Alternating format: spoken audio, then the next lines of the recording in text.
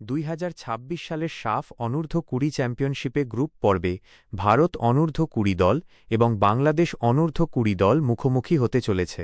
আজ 28শে মার্চ রোজ শনিবার 2026 বাংলাদেশ সময় বিকাল ভোর 3:45টা মালদ্বীপের ন্যাশনাল ফুটবল স্টেডিয়ামে ম্যাচটি অনুষ্ঠিত হবে। উভয় দলই সেমিফাইনালে জায়গা করে নিয়েছে এবং এই ম্যাচের মাধ্যমে নির্ধারিত হবে গ্রুপ চ্যাম্পিয়ন। এই ম্যাচের আগেই গত 26 আগস্ট 2024-এর সেমিফাইনালে ভারত টাইব্রেকারে বাংলাদেশকে 4-3 ব্যবধানে পরাজিত করে জিতেছিল। বর্তমান দলীয় অবস্থান: ভারত ও বাংলাদেশ উভয় দলই প্রতিপক্ষ পাকিস্তান দলকে পরাজিত করেছে। উভয় দলের জন্য আজকের ম্যাচটা দ্বিতীয়তম ম্যাচ, যা গ্রুপের শীর্ষস্থান নির্ধারণী ম্যাচ।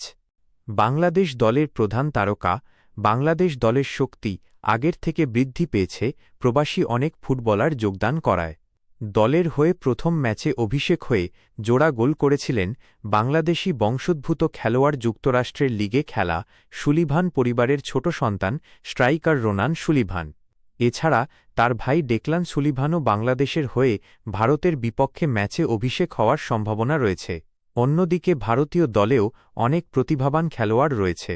এক রোমাঞ্চকর ম্যাচ হতে চলেছে আজ। বাংলাদেশ দল চায় পূর্বের রেকর্ড ভেঙে নতুন রেকর্ড গড়তে।